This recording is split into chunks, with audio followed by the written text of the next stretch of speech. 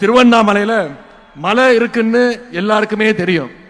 ஆனா மலை மட்டும் இல்ல, இங்க திருவண்ணாமலையில கடலும் இருக்கின்ற அளவுக்கு இங்கே கடல் போல கூழி இருக்கக்கூடிய என்னுடைய இளைஞரணி தம்பிமார்கள் அத்தனை பேருக்கும் என்னுடைய நன்றியை நான் தெரிவித்துக் கொள்கின்றேன். அலை கடலான திரண்டு வந்து ஆர்ப்பாட்டமே இல்லாமல் இங்கு அமைதியாக அமர்ந்திருக்கும் என் ரசிக பெருமக்களே, உங்கள் எல்லோருக்கும் என் அன்பார்ந்த முதல் வணக்கம்.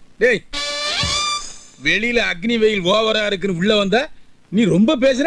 இது ஏதோ கணக்கு காட்டுவதற்காக கூட்டப்பட்ட கூட்டம் கிடையாது.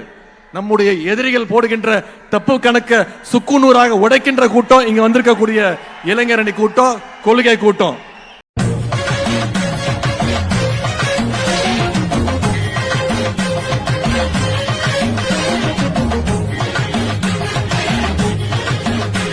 பார்த்தாலே தெரிகிறதா? இன்னைக்கு மாநாடுன்னா பல கட்சிகள்ல ஆயிரக்கணக்கில் கூட இல்ல, நூற்றுக்கணக்கில் இளைஞர்களை திரட்டுறது அவ்வளவு பெரிய விஷயம், சாதாரண விஷயம் கிடையாது. ஆனா நம்முடைய கழகத்தில் மட்டும்தான் இளைஞரணி நிர்வாகிகளையே கிட்டத்தட்ட ஒரு மாநாடு போல நாம இங்க கூட்டியிருக்கிறோம். மனசாட்சியே இல்லையா? கும்பலா பஸ்ல ஏறினீங்கன்னா சின்ன பசங்க எழுந்து இடம் கொடுக்குற அளவு வயசாகி போயிருக்கு. It's too bad. அதில் பார்த்தீங்கன்னாக்கா இளைஞர்கள் வந்து ஒரு 20% பேர் தான் இருப்பாங்க. மற்றவங்கெல்லாம் பார்த்தீங்கன்னா எல்லாம் பெருசு. இந்த பெருசுங்கள்லாம் வந்து உட்காந்துக்கிட்டு ஒரு பக்கம் சீட்டு ஆடுறது, ஒரு பக்கம் வந்து குவார்டர் அடிக்கிறது. அது மட்டும் இல்லாமல் இவங்க எல்லாருமே தலை நிமிரும் தமிழகம் அப்படின்ற டிஷர்ட்டை மாட்டிக்கிட்டு அவங்க எங்கே போய் நிற்கிறாங்கன்றத பாருங்க. என்ன உசுரோட வச்சு புதைக்கிறீங்க. பொதுவா இளைஞர்கள் அதிகமாக கூடுனா அவங்களை கட்டுப்படுத்த முடியாது, கட்டுப்பாடு இருக்காது அப்படின்ற ஒரு பிம்பம் இப்ப வந்திருக்கு. ஆனா நம்முடைய கழக இளைஞரணியினர் அப்படி கிடையாது, மிகுந்த கட்டுப்பாடு மிக்கவர்கள் என்பதற்கு இங்க கூடியிருக்கக்கூடிய இந்த கூட்டம் சாட்சி. கடவுளே, அவன் கட்சிக்காரங்க சோத்துக்கு எப்படி அடிச்சுக்கிறாங்கன்னு. சோத்துக்காக அடிச்சுக்கிறது அந்த கட்சிக்காரங்க இல்ல மாமா, நம்ம கட்சிக்காரங்க.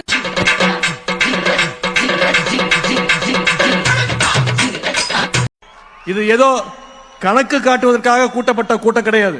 நம்முடைய எதிரிகள் கட்டுப்பாடு இல்லாம 1 லட்சம் இல்ல 1 கோடி இளைஞர்களை திரண்டாலும் அதனால யாருக்கும் எந்த பயனும் கிடையாது. அப்படிப்பட்ட கட்டுப்பாடு இல்லாத கூட்டத்தை வச்சுக்கிட்டு யாராலையும் எதையும் சாதிக்கவும் முடியாது. மற்ற இயக்கத்துல எல்லாம் தொண்டர்கள் இருப்பாங்க, நிர்வாகிகள் இருப்பாங்க, தலைவர்கள் இருப்பாங்க, பொறுப்பாளர் இருப்பாங்க. ஆனா திமுகவில் மட்டும்தான் உண்மையான அன்போட உடன்பரப்பேன்னு கூப்பிடுற கூட்டம் நம்முடைய திமுகவில் மட்டும்தான் இருக்கு. நாய் கூப்பிடுற மாதிரியே இருக்கு. அத பத்தி நீ ஃபீல் பண்ற, நான் ஃபீல் பண்ணனும். ஓகே, பீ கார். 200 பெறுவோம், 200 பெறுவோம், 200 பெறுவோம், 200 பெறுவோம். என்னையா கும்பிடுது? ஒரு புறம் போட்டதுக்கு உசுர கொடுக்குதையா? யோ இன்னொரு புறம் போய்யா. அப்படி வரா, அப்படி அடடடடா என்ன கேஸ் பண்றாயா? இன்னைக்கு நம்முடைய திராவிட முன்னேற்ற கழகம் 75 ஆண்டுகளை கடந்து 76வது ஆண்டுல நாம நடைபோட்டு கொண்டிருக்கோம். இந்த 75 ஆண்டுகள்ல உடன்பிறப்புகள் சிறைகளுக்கு போயிருக்காங்க, சித்திரவதைகளை அனுபவிச்சிருக்கிறாங்க, ஏன் மொழிக்காக தன்னுடைய உயிரையே தியாகம் பண்ணி இருக்கிறாங்க. ஆனா நம்முடைய உடன்பிறப்புகளாக இருக்கட்டும், இளைஞரணி தம்பிகளா இருக்கட்டும், எந்த நேரத்திலையும் களத்திலிருந்து பின்வாங்கியது கிடையாது. ஏன் எவ்வளவு அடிச்சாலும் சொர்ணலமா நிக்கிறீங்க? தம்பி போங்க தம்பி, ஊருக்குள்ள போய் காட்டு பாருங்க. நாங்க அடி வாங்காத ஏரியாவே கிடையாது. எவ்வளவு அடி வாங்கினாலும் சத்தமே வராது, ஓடுனது கிடையாது. ஆதிக்கத்துக்கு அடிபணிஞ்சதுக்கு நிச்சயம் கிடையாது. எந்த நேரத்திலையும் சுயமரியாதையை விட்டு கொடுத்தது கிடையாது. அப்படிப்பட்ட திமுக இந்த மதம் கொண்ட யானையை மண்டி போட வச்சு நீ நினைக்கிற மாதிரிலாம் ஒண்ணு இல்ல, மானமங்க படுத்திட்டானுங்க. இந்த கருந்தலுடைய கொடுக்க கேவலம் ஒரு கத்திரியை வச்சு கட் பண்ணிட்டானுங்க. கொடுக்க மாட்டேன் தானா? குறிப்பா குஜராத்ல ஒரு நிகழ்ச்சி, அதுல பேசின ஒன்றிய உள்துறை அமைச்சர் திரு அமித்ஷா அவர்கள் பேசுறார். நமக்கெல்லாம் ஒரு சவால் விட்டுருக்கிறார். பீகார்ல நாங்க வெற்றி பெற்றுட்டோம், அடுத்து எங்களுடைய இலக்கு தமிழ்நாடு, அடுத்து எங்களுடைய டார்கெட் தமிழ்நாடுன்னு ஒன்றிய உள்துறை அமைச்சர் திரு அமித்ஷா அவர்கள் பேசுறார். பயமா இருக்கா? இதுக்கப்புறம் இன்னும் பயங்கரமா இருக்கும்.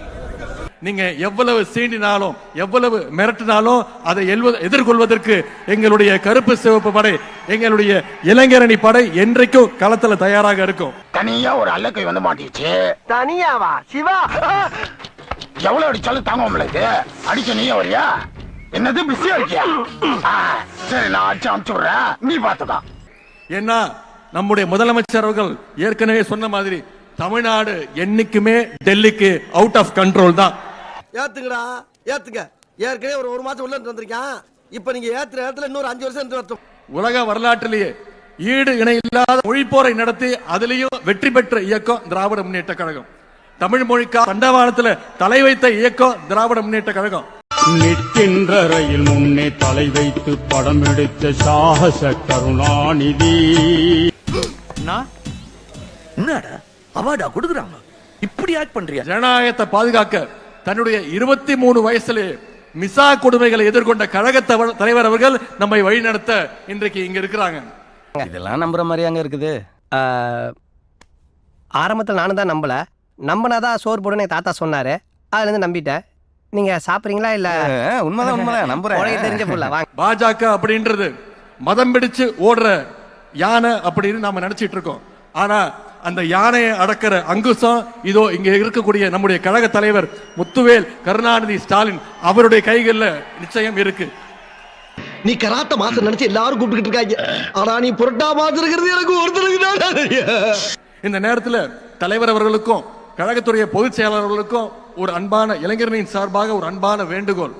நிச்சயம் வர இருக்கின்ற சட்டமன்ற தேர்தலில் எங்களுடைய இளைஞர்களுக்கு நீங்க போட்டியிட அதிகமாக வாய்ப்பை தர வேண்டும். நாங்க வேணா ஒரு 5 பேர் ஒன்னா தற்கொலை பண்ணிக்கிட்டுங்களா? பேசுறானுங்க அசம்பிளியில ஒரே மானிய குழு தகராறு தான் இருக்கானுங்க. வணக்கம் அப்பா, எந்திரிப்பா, ஆசீர்வாதம் பண்ணுப்பா. நல்லா இருப்பா. இவர் இல்லைன்னா நான் இல்ல. ரவிங்கப்பா, இவர் பஸ் ஸ்டாண்ட்ல விட்டு வா. சட்டமுத்து அது வந்து அதெல்லாம் அப்புறம் வரும். நம்ம கோட்டையில ஒரு சீட்டை போட்டு உட்காரவை. வானவில் பார்க்கறதுக்கு ரொம்ப அழகா இருக்கும், கலர் கலரா இருக்கும். அதை பார்க்கறதுக்கு மக்கள் கூடுவாங்க. ஆனா அது நிச்சயம் நிரந்தரம் கிடையாது. உதயசூரியன் மட்டும்தான் நிரந்தரம். உதயசூரியன் தான் மக்களுக்கான விலை தரும். நீ சொன்ன வாக்கியத்தை தஞ்சாவூர் கோயில் கல்வெட்டுல வெட்டி வச்சிட்டு பக்கத்திலேயே நீ உட்கார்ந்துக்க. உனக்கு பின்னால வர்ற சந்ததிகள் அதை பார்த்து படிச்சு தெளிவா நடந்துக்கோ. தத்துவ ஆறு ஓடிக்கொண்டே இருக்கிறது. அந்த தத்துவ ஆற்றை கரையை பலப்படுத்தி கொண்டிருக்கிறீர்கள். பாப்புலோ நோருடா சொன்னான், அந்த காவலன் தான் தலைவன் என்று. நான் உரிமையை அழைக்கிறேன். தம்பி வா, எதிர்காலத்தில் இயக்கத்தை நடத்து. வாழ்க வெல்க. நன்றி, வணக்கம். அவனை சொல்லி நிறுத்துங்களேன்டா. அவன் நிறுத்துற லூசுக்கு மட்டும் வந்துட்டே இருக்கான். எங்களுக்கு ஒரு இளம்பெரியாரை தந்ததற்காக, இளம்பெரியார் உதயநிதியை தந்ததற்காக அண்ணன் அவர்களே உங்களுக்கு கோடான கோடியை தமிழ்நாட்டு முதலமைச்சருக்கு தெரிவித்து உங்களை அடிச்சுக்க முடியாது ஜி. என்ன அடி சிங்சக்குங்கறீங்களே. எனக்கு இன்னொரு போட்டியா போயிட்டு இருக்குங்க. இவன் 4 தடவை இன்னைக்கு தான்டா போட்டான். நானும் பொண்ணும்ல